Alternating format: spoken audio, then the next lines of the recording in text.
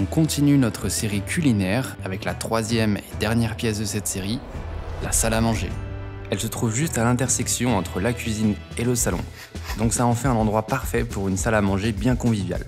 C'est parti. Première chose, il a fallu retirer un peu mon bazar, parce que c'était devenu mon entrepôt de bricolage.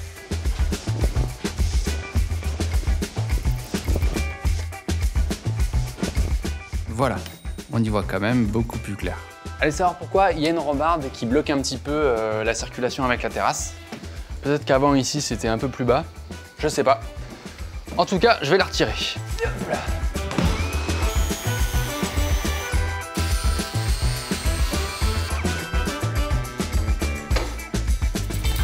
Et bah voilà, c'est quand même mieux, on peut circuler maintenant.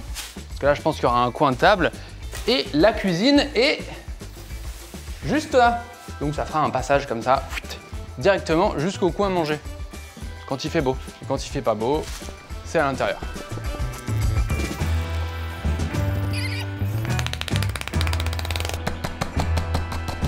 Ouah, vache! Du coup maintenant j'ai un beau trou, c'est super. Bah ça fait ça de plus à reboucher, hein. Bon, parlons un peu aménagement. J'ai cherché un vaisselier pour le mur du fond, sauf qu'après plusieurs jours de recherche, j'ai rien trouvé. Donc je vais en fabriquer un avec du béton cellulaire. Ça va être un petit peu comme construire un meuble avec des câbles. Et ce que je vais m'amuser à faire quand j'étais petit, c'est retirer celui du bas pour tout défaire. Ok, première chose, la base. Ensuite, le reste de la partie basse. Voilà, et hop hop hop, la partie haute. Donc rien de très compliqué ici, mais il faut bien réfléchir en amont avant de faire un aménagement comme ça, parce qu'une fois monté, il bougera pas aussi simplement qu'une commode. Mais moi pour le coup c'est vraiment le seul endroit possible dans cette pièce, donc ça me dérange pas trop. D'ailleurs c'est des choses qui se faisaient assez souvent dans les années 60-70 avec du béton. Pour la partie horizontale haute du meuble, je vais visser un montant au mur et j'irai faire un coffrage avec du BA13.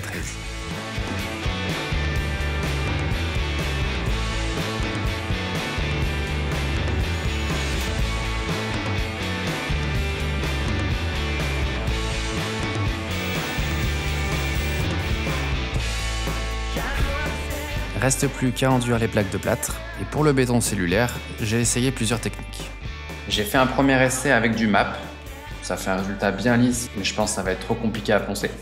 Ensuite j'ai essayé avec de la chaux, ça fait une super belle couleur, très minérale, et on est obligé de mettre des épaisseurs assez grosses. Et enfin de ce côté, de la colle à carrelage. Je sais pas ce qui est le mieux. En vrai, je pense qu'il faut faire des tests et utiliser ce que vous avez sous la main. Parce qu'au final, moi, j'avais acheté un sac de 25 kg de colle béton cellulaire. Et vu que ça se garde pas des mois une fois que c'est ouvert, du coup, j'ai utilisé ça. Et ça fonctionne aussi. On passe à la peinture. Je vais mettre le beige lincette inventive que j'ai déjà mis dans la cuisine et le garde-manger. Et donc, pour que ce soit pareil partout, je vais aussi l'utiliser ici. Ok, eh bien on va pas laisser comme ça, on va faire des petites portes en bas et des étagères en haut. Donc pour les étagères, ça va être du pin de 22 mm dans lequel je vais aller faire des petites encoches à la fleureuse qui me permettront de bien les caler sur l'étagère.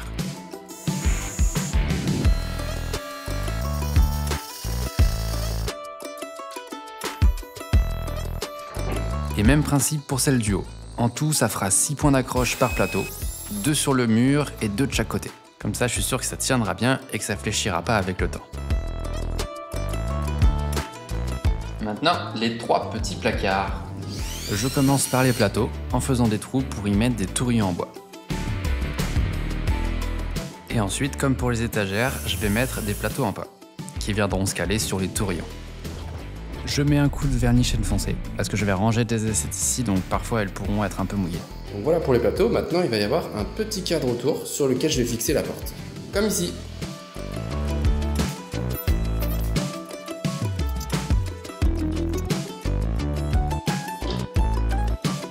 Pour la porte, je vais commencer par faire un cadre avec des planches que j'irai assembler avec de la colle et des tourillons en bois.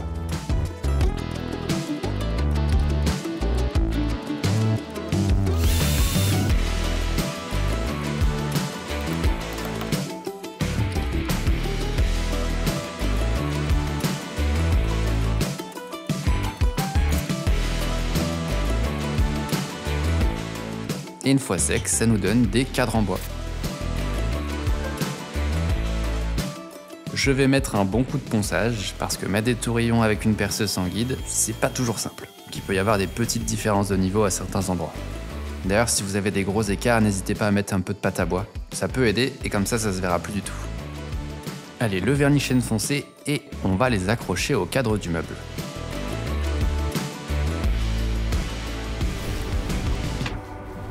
Tadam! Bon, et bah, à part les trous dans les placards, ça commence à ressembler à un meuble. Et justement, pour ces trous, j'ai deux solutions. Canage ou toile de jute. Hop, toile de jute. Et le canage, ça ferait un truc comme ça, en plus droit. Et bah, j'aime bien les deux. On va faire pile ou face, hein.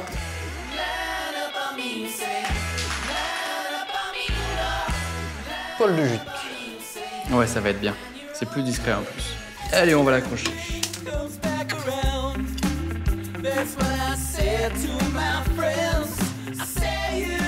Pour le fixer, j'ai utilisé la graffeuse. Je l'avais déjà fait sur un meuble un peu similaire il y a plus d'1 an et demi, et la toile de jute est toujours bien tendue, encore aujourd'hui. On n'oublie pas les aimants pour la fermeture, et pour les poignets, j'ai pris des anneaux.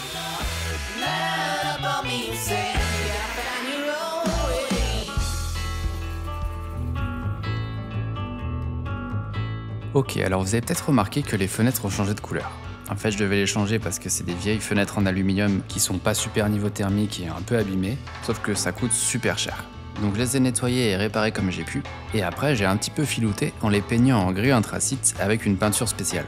Ça prend du temps parce qu'il faut poncer un peu l'aluminium pour l'adhérence, mais franchement, en attendant de les changer, ça fait la blague. Ah, ça c'est pas de peau.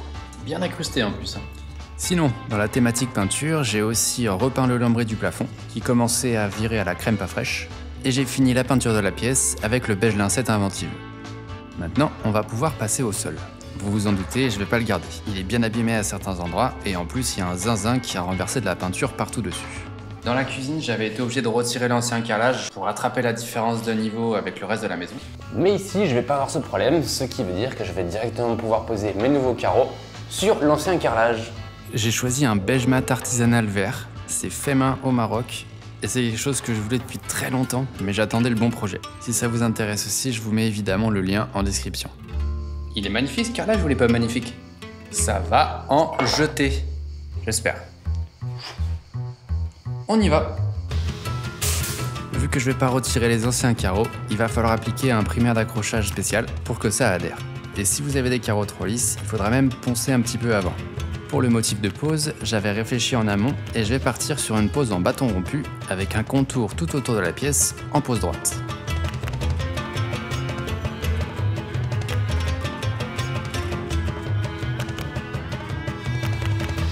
Ok, première ligne. Et c'est pas simple.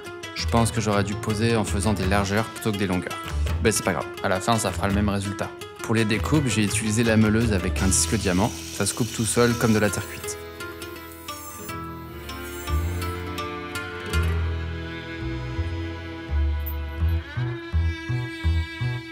Allez, on est reparti.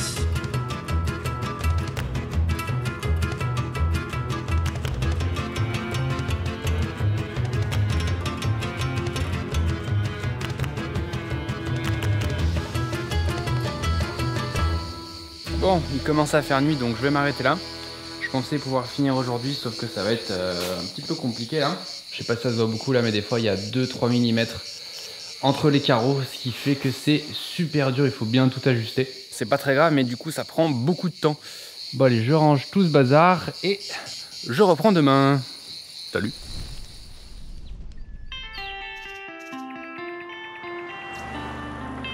J'ai fait quelques améliorations dans le garde-manger, enfin surtout sur la partie rangement.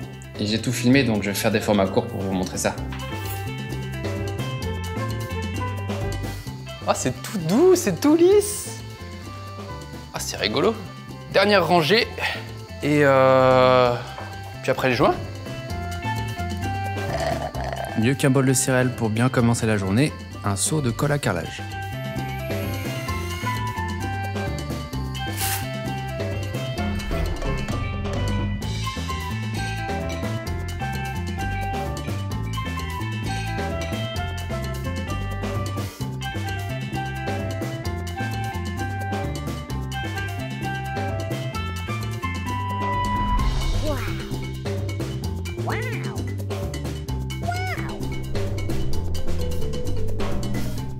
Ah, c'est vraiment trop cool, j'adore.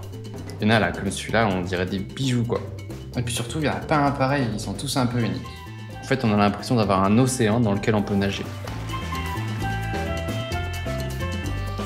Eh bien, on passe au joint. C'est parti! Je les ai pris beige pour que ça fasse un petit peu vieilli. Le but, c'est de se rapprocher le plus possible de l'esprit traditionnel.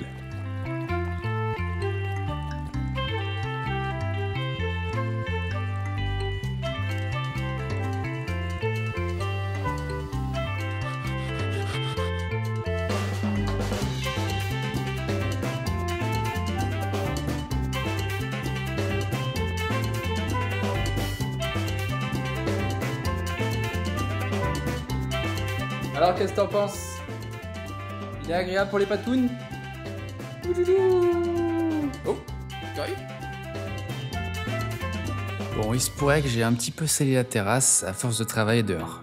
Ce sera l'occasion de retirer aussi la mousse pour éviter que ça devienne une patinoire cet hiver.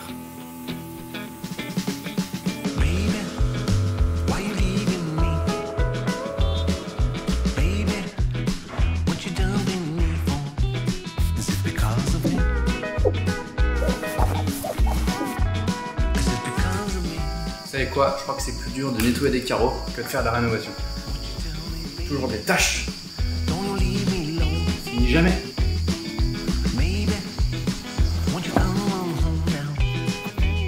Oh, presque. Voilà. Ouais, regarde ce tapis. Doucement, doucement. Doucement. Bon, le sol est magnifique, mais du coup, c'est comme un nouveau téléphone. On a envie de le protéger avec une coque. On verra si je laisse le tapis en été, mais en tout cas, pour l'hiver, ce sera super agréable. Qu'est-ce que tu fais, toi? Le tapis, la table et la vaisselle viennent de chez Westwing. Et d'ailleurs, si vous voulez retrouver les matériaux ou un élément déco de cette vidéo, j'ai fait un mini-site qui regroupe tout ça. C'est en description. Bon, actuellement, mes luminaires, c'est ça. Un câble qui sort du plafond avec une ampoule. Donc, faut que je refasse de trous pour que ça tombe là pile au milieu de la table. Et après, je mettrai mes petites suspensions. Bon, allez, je fais les trous et ensuite, je vais dans les combles faire les raccords.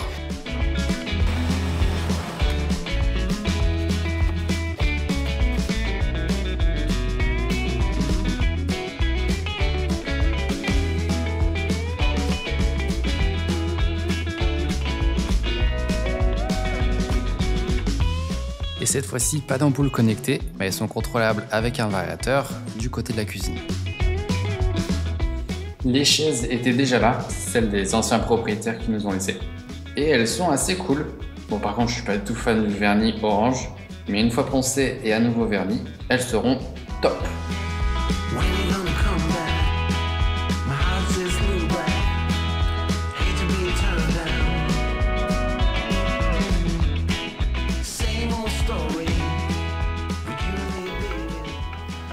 Résultat.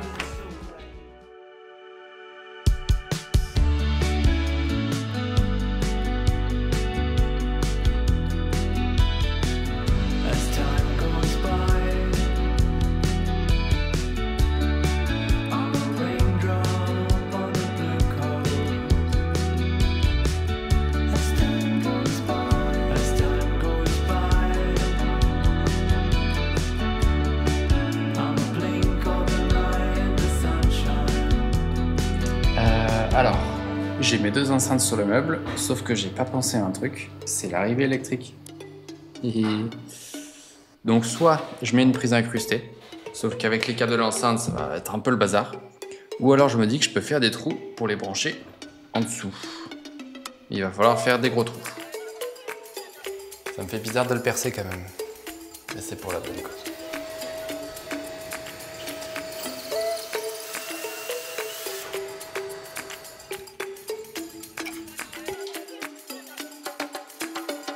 Ah oui. Bon, vous le savez, j'adore les loupiottes, j'en ai mis dans la serre. Et du coup, j'en ai aussi acheté pour mettre de l'autre côté, pour faire une ambiance un peu genre guinguette forêt. Pour l'accrocher, je vais utiliser l'ancien câble télécom, qui est plus connecté à rien maintenant qu'à la fibre en souterrain. Et ça me permettra de faire comme une grande tringle à rideau.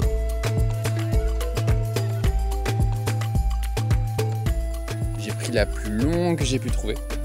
Et ça rend trop bien, donc je pense que je vais la continuer là par là-bas. Et j'en ai aussi mis une petite solaire là, côté maison.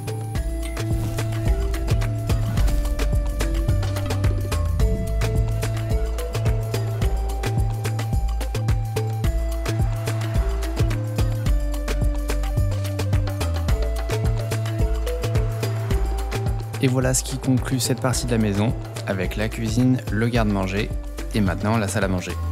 J'espère aussi que vous avez passé un bon été. Je vous avoue que perso, c'est passé beaucoup trop rapidement. J'ai pas arrêté sur la maison, j'en ai profité pour faire un gros nettoyage dans la cave. Dans le jardin, pareil, il y avait des palettes en décomposition un peu partout. J'ai réparé des fuites et géré une petite inondation dans la cave. Plus plein de petits trucs, donc bout à bout, ça n'a pas été un été très reposant. Mais au moins, ça a été productif. Encore merci à Monsieur Bricolage aussi pour leur soutien sur ce projet. C'est grâce à eux, à leurs outils, que je peux passer autant de temps à faire ces vidéos. D'ailleurs, prochaine vidéo, qu'est-ce que vous en pensez si on s'occupait de ce petit garage là-bas? À voir, sinon il y a aussi une chambre et une salle de bain qui peuvent être cool en prochain projet. Si vous avez des préférences,